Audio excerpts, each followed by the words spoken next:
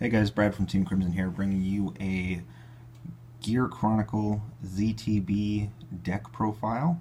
This is the updated stuff from set 14, Divine Dragon of Apocrypha. So yeah, gears are back in the meta, and it's a pretty spicy deck. Jet Z and Dran Z and Heritage hold up the deck quite significantly. But yeah, so I'll go ahead and get on with the deck profile. I will actually say too, guys, I'll try to post it online, but this deck is actually going to be for sale. So if you are interested, if you're watching this and you're interested, please, it'll be on eBay, and I'll try to attach a link in the description. So yeah, let me go ahead and get on with the deck profile. So first up is the starter, which is Dran Z. Obviously, you play Dran Z, that gets you this card is dumb. It's really good. It can get you out of a pinch. It can get you it can search out your Jet Z. It can search your Sentinels, search your Stride Fodder, search you those Mary Block Dragons, so that you can guard with them, and so you can pretty much stride free, bind them, stride free. So just a really solid card. Okay, and the grade 3 lineup, playing 4 copies of obviously the main boss, which is Jet Z, and he's just really good. This is what probably Jet should have been this whole time. Rewind an opponent's unit, and then you can superior call a unit with +1 grade. So it gives you kind of a control option while pseudo time leaping to build your own field. And then he has the obvious other skill to be able to stride for free by binding something. So you're usually binding your Mary Block Dragons, and because they count as a grade 3 in the drop zone, and you're binding your other grade 3, and then you're superior calling them through the grade 2 that I'll get on with in just a second. And then next up, playing 2 copies of Replenish Codal. Reason we're playing this one is just because when you call it, when it's placed from deck, it gets plus power, and then you're able to countercharge. And if you ever played ZTB before, you know countercharging is very important. So, alright, moving on to grade 2s. And with the grade 2 lineup, we're playing 4 copies of this guy, Metal Party Dragon. So not only is it a 10k base, so it helps with defensive, helps with people rushing, but it also is your it's also a way to multi-attack with the deck. This is the one I was just mentioning, that when you boost it, after it swings, you can counterblast one, and you'll superior call a grade 3 and a grade 1.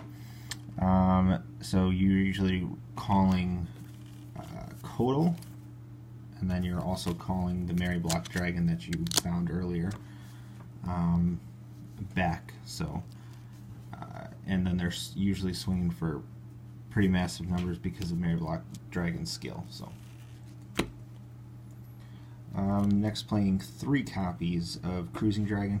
Cruising Dragon is your main card that you're going to be trying to use early game, so that you can just get cards to your hand, so that you can defend and stuff, or plan for your heritage turns, your gear next turns, whatever you're going to be going into next. But usually you're trying to go into this, have this guy on field, usually have 2 on field, when on your first stride, so that you're able to get cards. So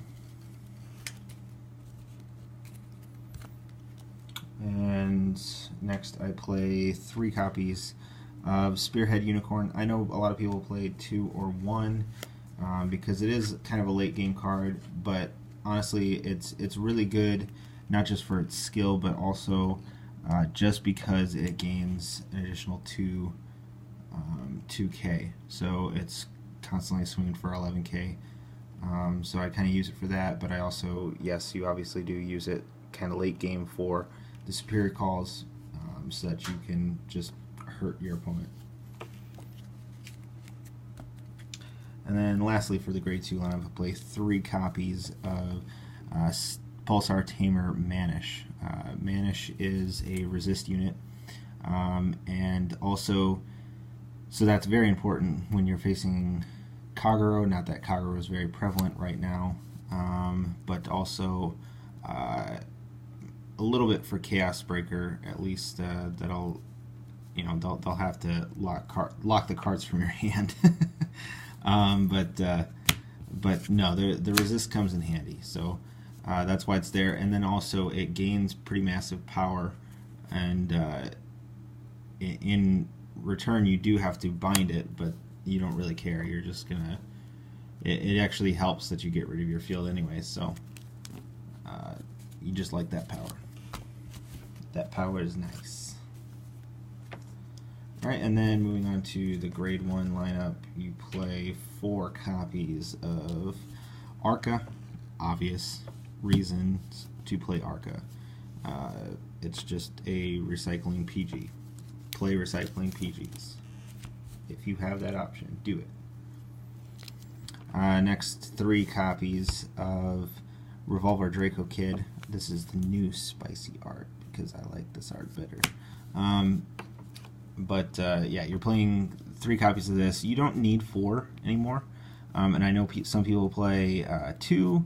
I do like the 3 because sometimes you do still need to either fix your ride, as in you might have replenished Codal in your hand and you need to get to Jet Z, or there are times too where I've got Jet Z, but I haven't gotten to Mary Block Dragons. I haven't gotten to any other grade 3s, so this does come in handy. Yeah. Next up, 3 copies of Mary Block Dragon. Mary Block Dragon is a super amazing card. It counts as a grade 3 while it's in the deck and in the drop zone.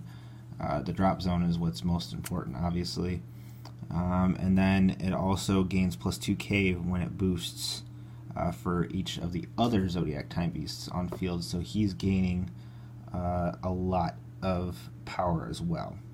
So, and then he does bind himself, but you're constantly having him, you're constantly binding him to Stride for free, and then Superior calling him back through Metal Party Dragon, and then it's binding itself again, and then you're just setting it up again for Metal Party Dragon to Superior call it back. So yeah, good times. And then lastly, 4 copies of Transit. Transit's super good. You need the soul. You just need the soul in this deck, but you never really. It's really hard to run out, but you can. But you're just able to plus off this card, and especially again with that first stride turn, you're usually going into cruising, Superior calling these guys too, and you're just really plussing hard.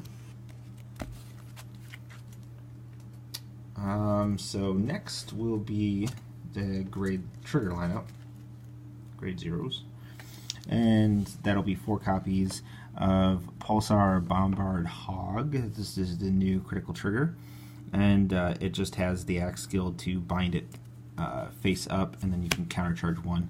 Again, countercharge is very important in ZTB.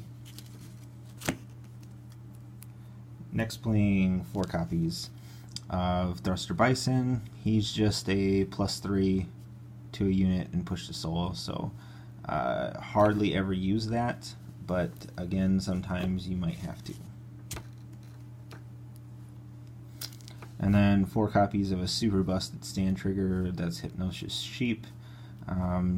it's just able to restand a ZTB that just attacked the Vanguard. So you push its soul, you send a ZTB back on your field, back to the deck, and restand a ZTB. So also helps with those cruising plays, helps with Spearhead Unicorn as well, so you can Superior Call more, because cruising and Spearhead are not once per turn. So good to know. The more you know. And then lastly, playing 4 copies of the new heal, which is Chronomedical Hamster. It's the old hamster, except now he's just slightly different. But this is just this is just the classic new heal trigger for everyone. When you G-Guard, you bind one of the other heal triggers in the drop zone, and then you can soul charge or counter charge. Alright, so next let's go ahead and get into the G zone. And first up is just 1 copy of Chronovisor Heritage, because that's all you need. The few games that I've played with this deck, he wins me games. He is the one who is winning games.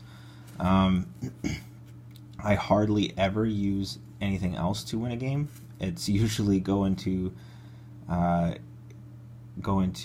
Avenir or go into Split, Pegasus, and then Gear next, and then him. Or there has been quite a few times, more often than I thought I'd be able to do, go into one of the first strides first, and then G-Guard twice, and then him. So you're going into Heritage second stride. It is possible, and it's a little easier than I thought, but man, he's just a really solid card. Gonna be around for a long time too. Next, playing 4 copies of Chrono Dragon Gear next. Just your restander. He used to be your main boss. He used to be the one that you would be going into to try to finish a game, but now it's Heritage, so he's more just kind of utility, trying to beat them in the face as much as possible, hopefully kill them, but if not, then it's Heritage time. Next, playing 2 copies of Avenir Phoenix. He just helps you build field, helps you multi-attack, so if you're able to rush a little bit or whatever and get them to damage earlier, you could make him your first stride, and then as long as you got the CB and stuff, make him your first stride, and then you can just try to do pokes to hopefully get through to them and kill them, or get them to even higher damage. More often than not, though, you are using this Split Pegasus, and you're going to try to split something and build field as well. So, Split Pegasus is awesome. And then Zeroth Dragon of End of the World, Dust. This guy's awesome. He is my favorite Zeroth Dragon. He is the best Zeroth Dragon. But his art is just really sick. So yeah, actually I very rarely use him. It's pretty much always Heritage, but he is there, and he will steal you games because he's that busted. They can have 12 cards in hand, you can still win the game because, again, he's just that busted. And Sabriz, because Sabriz. G-Guards, playing Time Maiden of Eternity Olaru. This is just so you can get massive shield to guard those really big hitters, because sometimes you need to. The other Olaru, I call her Katy Perry. She puts a trigger and something else back into the deck, and she gains +5. So always nice to put those heals, crits, stands back into the deck. And the one hitter around, yeah, just to rewind a unit, helps against blasters, helps against quite a few decks, even Aquaforce quite a bit too. But otherwise, you and those rear guards that gain massive buffs is definitely good against too.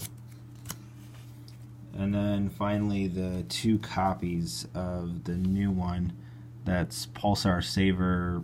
I don't know how to pronounce it, but the important part is that she does gain plus shield. That's actually really nice, but more often than not, you're actually just using her because she is a ZTB G guard, so that you're G guarding into her twice, and then you can go into Heritage second stride. So good times. So yeah, that's it, guys. Those are my sleeves. Those are my sleeves. But yeah, that's it, guys. Please like and subscribe. We're trying to grow the channel, so please help us out. That'd be great of you. We'll be posting more content. We'll be posting more fights and games with this deck as well. So yeah, please like and subscribe, and if you are interested in buying the deck, it will be online. So yeah, we will see you later.